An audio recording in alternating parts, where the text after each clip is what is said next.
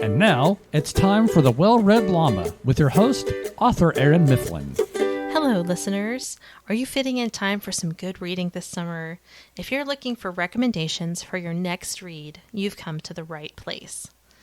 Today, I'll be talking to Megan Soja, author of historical romances set during the American Revolution.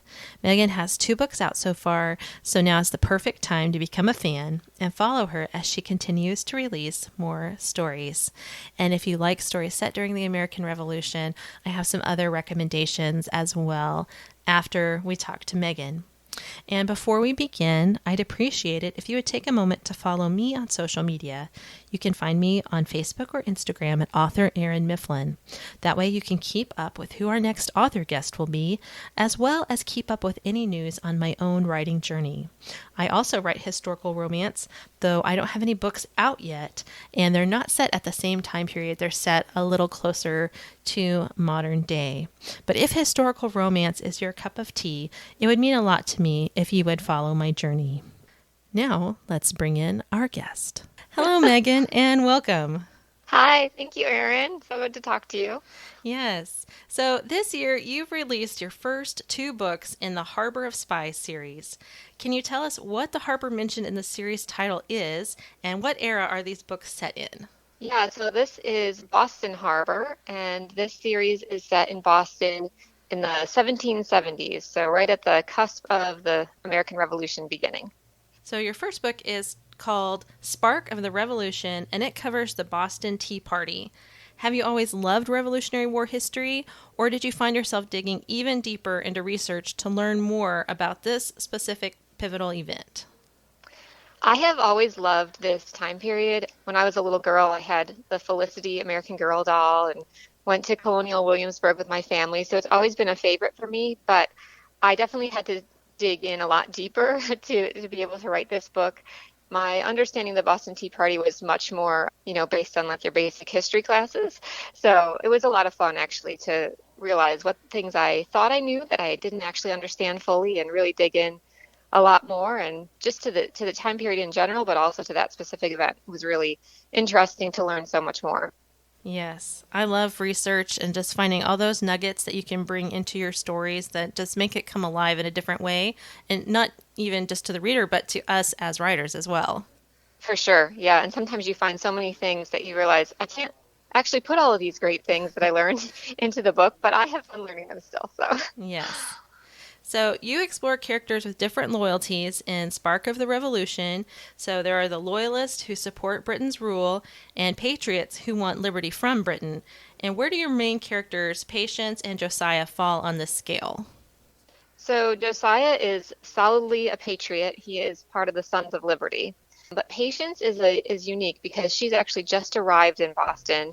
And so she's kind of wrestling with where she falls and where she belongs. Part of it is what side is she going to align herself to? Her father is a staunch loyalist, and her brother is kind of leaning towards the patriot side. And she has a lot of respect for her brother, but she also really is looking to have a chance to reestablish a relationship with her father, who she's been apart from for a long time. So it's a tricky thing for her to kind of wade through those waters of, 2 people that she cares about having differing beliefs. And then obviously as she meets Josiah, there's another person that she cares about with different beliefs. And then also herself just kind of looking at what's going on around here. What am I seeing? What am I experiencing? And what do I actually think myself about everything that's happening? So I won't give away what she ends up deciding, but she has to work through it for a little bit. That's good. I like stories where you kind of arrive on the scene with your character. That kind of sounds like this is that case where she's figuring things out and the reader has a chance to figure things out with her. Yes, definitely. So your second book in the series, Secrets of the Revolution, just released earlier this month.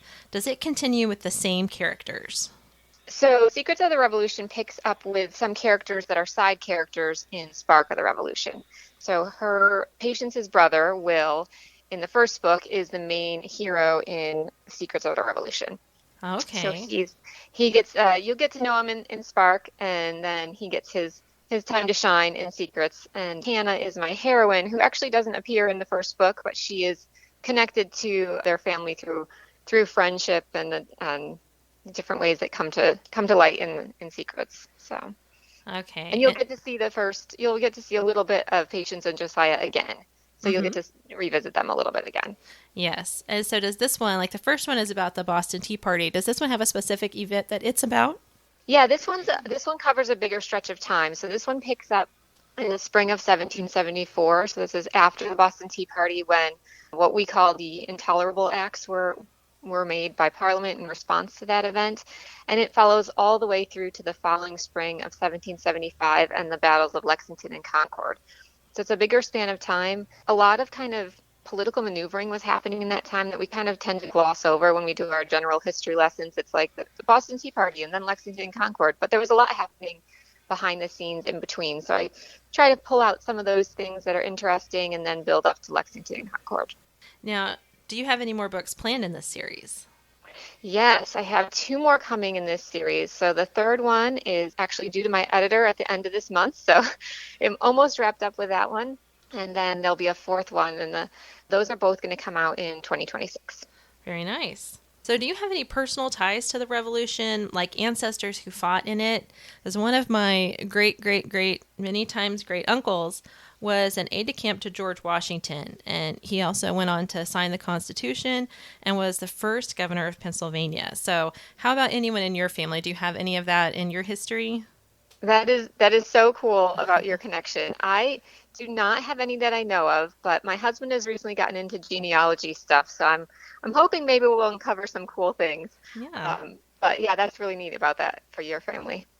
So you live in New York, which neighbors Massachusetts. Have you gotten to do in-person research in Boston and other sites? Yeah, so I'm in Western New York, so it's still about 6 hours to get to all the way to Boston, but I have been able to go there multiple times. My younger daughter has a congenital heart defect, so we actually have been to Boston quite a few times for her because the Children's Hospital there specializes in complex heart surgeries and treatments. So that's actually kind of how I was inspired to use Boston as my location for these stories. I knew I wanted to write American Revolution, but I hadn't kind of nailed down exactly what part or location I wanted to use. So that really played into it. But we've since been able to go back multiple times to do trips for fun and see things. The Boston Tea Party Museum is an amazing place, so we got to visit there. We, this past April, were able to go to Lexington and Concord for the 250th anniversary, which was such a cool experience. So it makes such a difference. Obviously, it's completely different now than it was 250 years ago, but it still makes such a difference to go there and just be there in person. Yes, I'm also blessed to live close to where my historical books are set. And just to go there, it's so amazing. I just have this, even though our characters, our main characters are fictional, to be like, oh, my character was standing here in my story. Yes, I know. I'm always pointing it out. I'll say it to my kids, I'm like, look, this is where this happened or this happened, and kind of they laugh, but they get it. It is very cool. And I like how, God used something like your daughter's heart defect. That's not a good thing on its own, but through the process, he led you to write those stories set in Boston, and that's part of your story of how you got there as a writer. I just think that's cool how God can take anything in our lives and bring good from it. Yes, it is so true and such a blessing. So your covers are absolutely beautiful. Can you tell us about your cover design process? Yeah, thank you. I love how they turned out. So I write for Wild Heart Books, and they have a great process where you really get to have a lot of personal involvement as the author. So it starts off with you kind of send in a sheet. They have a little form of asking lots of questions about the book, about your characters, about things that you're kind of visualizing for style. And then they put it all together and you get a draft idea, and then you get a chance to kind of tweak things as you might want to before you get the final copy. So I absolutely love how these have turned out. Yes, just looking at them, it's like, well, these are books that I want to read. That's good. So do you enjoy reading historical fiction as well as writing it? Yes, I love reading historical fiction. It's probably been my favorite since I was a kid. It's just always kind of what I gravitate towards, and there's so much good stuff out there. So it's a never-ending supply of good historical fiction.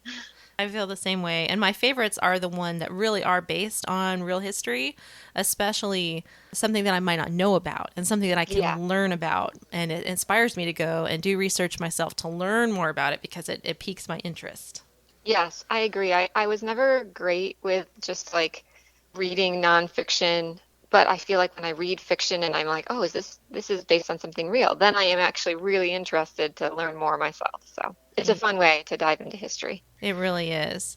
And sometimes, especially if I'm watching a movie where it's not as easy just to, like set a book aside and Google something, but if I'm watching a movie that I know is based on real history, especially if I'm watching it with other people so I don't really pause it and nerd out over that moment, but sometimes it just bothers me so much. It's in the back of my brain, like, how much of this is real? Can I really enjoy this? Or do I need to Yeah. like set aside some room for it to have creative license? Yes, definitely. So, if you could meet any real historical figure, who would you choose to spend a day with? This is such a hard question. I feel like there's so many interesting people. Obviously, there's plenty from the time period that I'm writing in the Revolution that would be really fun to meet, and there's obviously lots of like biblical people who would be Uh-huh. incredible to go back and meet. But one I was thinking of, which is not in either of those categories, is C.S. Lewis, because I grew up loving Narnia. I love reading it with my girls now. And I just think he's a fascinating creative, and it would be really fun to just talk about books and writing and imagination and stories and God with him. It would be really interesting. Yeah, that's a great answer. I like that. And have you always wanted to be a writer? Yeah, I ever since I was little, I think, I always dreamed about being a writer and publishing books someday. I always had stories in my head. I thought that was kind of like a normal thing that everybody just walked around with stories in their head. And then I realized that it wasn't like not everybody had this going on. But I also really loved science, and so I actually studied biology in college and worked in that field for a little while before I finally sat down and was like, I'm really going to try this writer thing. So, I have a similar story, but that's always been part of who I was and having stories in my head. But as you grow up, and especially in young adulthood, there's so much to pursue. But then there just comes a point. It doesn't ever, if that calling is on you, it doesn't ever go away, and you get to the point where you're like, you know what, maybe I'm going to try this. So yes, yeah. yeah, exactly. So, for listeners out there who might have a story in their own hearts and are thinking about putting it on paper, what words of advice or encouragement would you have for them on their writing journey? Yeah, I think I would say don't wait to get started, but also be patient with the journey. So you don't have to have everything perfectly lined up to get started writing. You can just sit down and begin. If it's something that you've dreamed of pursuing, then you should just dive in and give it a try. But then along the way, you have plenty of time to build on your craft, to find a writing community, and those are things that I think are so special and important. Conferences and workshops and critique partners and writing groups, those are great things. But it's okay if you don't have all those lined up. You don't have to check all those boxes before you start. I think there's sometimes a part of you that's like, well, I'm not trained enough. I'm not ready enough. But one of the biggest ways you learn is just by doing it, just by starting to write. And you grow so much. And none of that is wasted. It can be a really long process. That's why I say, get started, but be patient. It's okay if it's a long process. None of the steps along the way are a waste. They all help you grow. And for me, I know I've also just found an incredible community through this writing journey. So some very dear friends that I didn't have before and, met because of this. So even if there's been years where I'm like, what am I doing? I'm not getting anywhere. Every step does help, does matter, and it's a journey worth pursuing. Yes. I was actually just this past week at a meeting with my local writing group, and we were zooming with a very well-known author, multi award winning author, and she was just talking about sometimes how hard it is even for her just to sit down and do it sometimes. Yeah, It's never going to be the perfect writing moment. You just right. have to do it. And if you wait for the perfect writing moment, it's not going to come.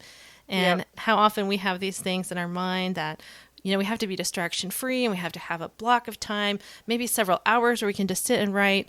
But she was just like, no, if you can write for 15 minutes, sit down and write for 15 minutes Yeah, and just yeah. do it just a step at a time to get it done. It's so true, and it really makes a difference. So, what are some of the delights in your life besides writing? Well, I'm a mom. I have two girls that are actually finishing up school now, so we're looking forward to summer break, and that's my biggest delight in life is being a wife and being a mom. I love the outdoors, so it's finally stopped being a very gloomy and rainy spring around here, and we can be outside. I love hike and canoe and kayak, and I'm also have played the French horn since I was in fifth grade, so I don't play as much now as I used to, but it's a fun thing to still do. Sometimes I get to play for church or, special events around Christmas and stuff, so that's a fun thing to keep up with, a good hobby on the side, and yeah, it's just, I think, every writer probably says reading, so I didn't say it, but that's in there too, of course. I Yes. love to curl up with a good book. Now, reviews of your books mention faith themes. Why is it important to you to include a faith element in your writing? For me, I don't know that I would actually be able to write a book without faith because it's just such a ingrained piece of my own life, and I feel like my stories would not be complete without it. It's really important for me that the characters find ultimately their answers in God and not in a romance or a solution from a problem just that they can find on their own. Those things are good, but it's not comparable to the answers and the truth that we find in Christ. So it's always really important to me that there's a faith theme. It's actually I don't tend to be a plotter, but the few things that I do plan out are I really have a solid plan of the faith arc that I want for my characters ahead of time, that and the historical events that I want to hit, because I just think it really impacts their growth along the way. And I want my readers to be able to be encouraged in their own faith too, even though the characters are fictional. Oftentimes the things that they wrestle with are things that either I've wrestled with in my own life or I've seen other people wrestle with. And I know, we can get great reminders of spiritual truth even through fiction. So I hope that that's something that readers can take away. Now, is there a scripture that has been meaningful to you recently? I have a few little scriptures typed up on pretty little cards that I put next to my computer as a reminder when I'm writing. And one that I really love is Psalm 16:8, which says, "I have set the Lord continually before me. Because he is at my right hand, I will not be shaken." And I just think that's such a good reminder for everything in life. If we keep the Lord as our focus and keep our eyes fixed on him, we cannot be shaken, whether it's something small or something big, whether it's writing or other things in life. I can trust him and look to him and keep him as the focus always. Yeah, he's going to work out all of those details. And that makes me think of Matthew 6 as well. It says, "Seek ye first the kingdom of God, and all these things will be added unto you." So that's the important part, is seeking him. And like I said, setting the Lord always before you. Yeah. Now, how can readers connect with you? So the best way to stay in touch is through my newsletter. And I only send out one a month, so it's not a crazy overload. But you can sign up for my newsletter on my website. My website is just my name, megansoja.com. I do also hang out on Instagram and Facebook and Goodreads a bit, but not as consistently. I'm there sometimes, but sometimes I get to a point where I'm like, I need a little break. So newsletter is always a reliable place. And I do have a free short story that is based on a real person that participated in the Boston Tea Party that my newsletter subscribers can get. So if that's something that's interesting, definitely check it out on my website. All right, sounds good, and I hope that they will. Listeners, please do visit megansoja.com to find out more about Megan and her books. Let me spell that for you. It's megansoja.com. Megan Soja. If you are already a fan of Megan's books and are looking for other Christian fiction set at the same time, some authors you might consider checking into are Laura France. One of her Revolutionary War books is called The Lace Maker, and it's a really great story that's set in colonial Williamsburg. And I have to say, the hero is really dreamy in that one. So if you like historical romance with a little bit of a swoony hero, definitely check out The Lace Maker by Laura France. Another one of Laura's that's also set in the colonial times is called A Heart Adrift. And that one is about a chocolatier. So just as a word of warning, if you read this book, you will want to eat chocolate. So make sure you have some on hand if you read this story. Laura also talked about this book. I had her on the show a few months ago. So you can go check that out on my YouTube channel if you'd like to hear what Laura had to say about writing about a chocolatier. You can check that out at author Erin Mifflin on YouTube. You can look up Laura France to hear what she had to say about that. Another Revolutionary War book that I really enjoyed is called The Messenger by Siri Mitchell. And the heroine in this story is a Quaker, and Quakers, try to take a more neutral stance on the revolution. But things happen that draw the heroine into the conflict, and she becomes a spy for General George Washington as part of his spy ring. And I just really loved this book. I loved a lot of things about it. Even though it's been a long time since I read it, I still remember it vividly. And when I was thinking about books that I might recommend to go along with Megan's books, this one definitely came to mind. And another series that focuses on George Washington's spy ring is Rosanna M. White's Culper Ring series. And that's a whole series of books that have characters who are involved in George Washington's spy ring. And those are all really good stories as well. Jody Headland has written lots of books in many different historical settings, but she does have one that's set during the Revolution, and it's loosely based on the courtship of John and Abigail Adams. The characters are not named John and Abigail Adams, but they're based off of their courtship, and I guess you might say it's more like a retelling of their story, but it's still set in colonial times, and it brings these two together it's called A Rebellious Heart. So it's talking about, the rebellion against the government and what those characters had to go through and the personalities that they had to have to stand up to Britain's rule and what they were facing as colonists. So that was another one that I enjoyed. Jocelyn Green has a revolutionary novel called A Refuge Assured, and it ironically is also about a lace maker, not to be confused with Laura France's book, The Lace Maker. And I believe these two books came out very close together, which is kind of interesting. But this heroine is a lace maker who used to work for Marie Antoinette in Paris. And she escapes to America after the Reign of Terror. And so she is not interested in being part of another revolution. And the hero of this story also has a background that is similar. And so both of them are actually more like, I can't believe we're in another revolution here. And this one has more leanings because of the main character's background in Paris. It has some more history that might cover like the French side of the American Revolution. So there was definitely things that I learned in this book that I did not know before and what I had read about the revolution. So it comes at it from a little bit of different perspective, both with the history and the nationalities of the main characters, as well as the unwillingness to get involved because of what they've come in before, but also being able to see what they believe is right about the situation that they are in. Sometimes we do have to step up kind of unwillingly to do the things that are right. And so the reluctant hero, the reluctant heroine, so that's might be what you would find here in A Refuge Assured by Jocelyn Green. And any of these books that I've mentioned, I have really enjoyed. So again, as you check out Megan's books, these are ones you might also want to check out. Jocelyn Green is an amazing writer. She has a lot of books that are set at the Civil War, some that are pre-Revolutionary War. She has books set at the Chicago Fire, the Great Chicago Fire, as well as the 1893 Chicago World's Fair, which there is so much to see and learn about at that World's Fair.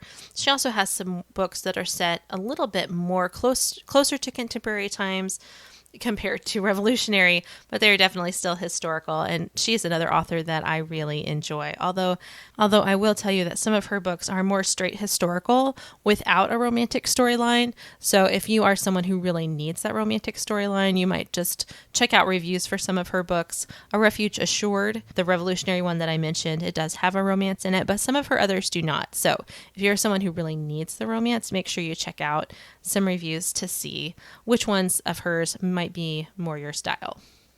Now, if you have enjoyed this interview, I hope that you'll take a moment to hop on to Facebook or Instagram to follow me at author Erin Mifflin. We do this every week where we interview Christian authors and talk about their books. Sometimes they're historical, like Megan's. Sometimes they're romantic comedies. Sometimes they might even be in a fantasy genre or contemporary. There's so much in Christian fiction out there, and I would love to introduce you to your next favorite book, your next favorite story, the next author you're going to love to follow.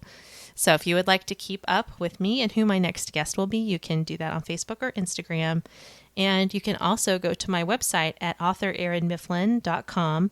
And I also have a monthly newsletter that I send out. And it would just be an honor to have you there.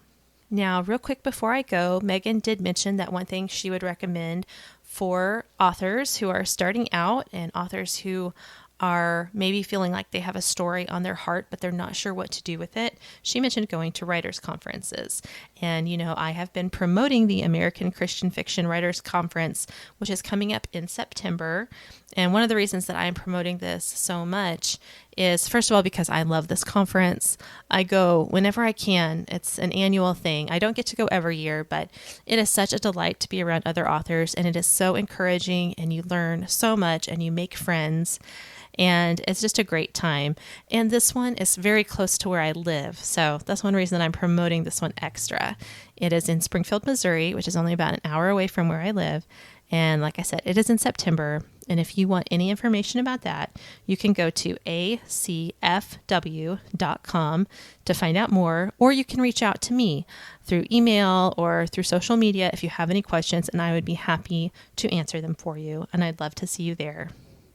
And until next time, happy reading. Join us next week for another episode of The Well-Read Llama with your host, author Erin Mifflin. If you'd like to find out more about author Erin Mifflin, visit her Facebook and Instagram accounts.